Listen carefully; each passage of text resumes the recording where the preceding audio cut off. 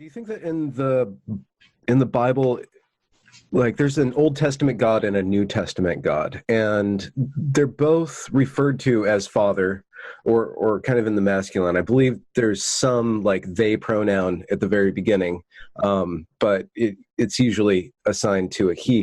Do you think that in the Bible, just off the top of your head, I don't know if you've done any thinking about this, but is there an evolution of the masculine going from an authority figure into the son, like the transit from the father into the empowered son, or the sacrificial son? Yeah. And is there a softening of the masculine in that process?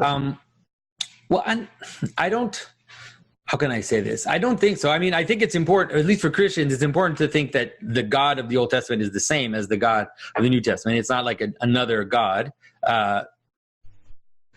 But what it is true that the incarnation creates a difference in the sense that the incarnation opens up a space of communion, or shows communion to be the manner in which we can become the body of God, or the body of Christ, or the body of the Messiah. And so there is a manner in which which shows more clearly the way in which we can participate, let's say, in the life of God. And we see that happen in the New Testament, but there are already hints of that in the Old Testament as well. You know, there are the classic image is the image of Elijah, who goes into the cave and he's distraught and he's trying to understand the will of God, and there's this storm and then there's tempest, and it says God is not in the storm and the tempest, and then finally it says there's the still soft voice, and then he hears God in the still soft voice. So there are images of let's say this difference that Christianity is going to bring is already there in some places in the Old Testament. There definitely is, let's say, the aspect of rigor, which you find in the Old Testament, the kind of more, let's say, the harsher aspect of reality is there. Trials. But we have to be careful, because we can't deny that that's part of reality.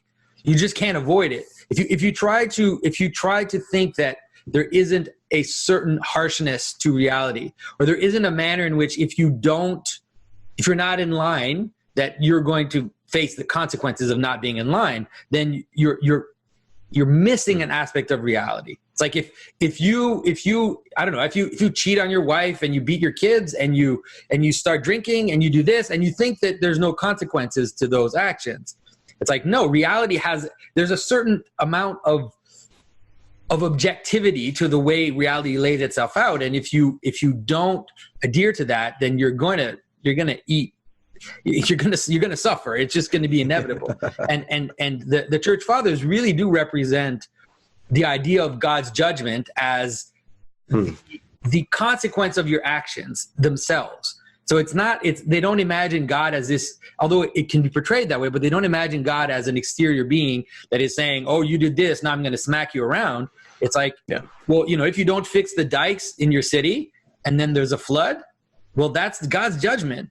But it's also the dikes that broke because you didn't fix them. Yeah. Like the natural consequences of your actions is the judgment of God.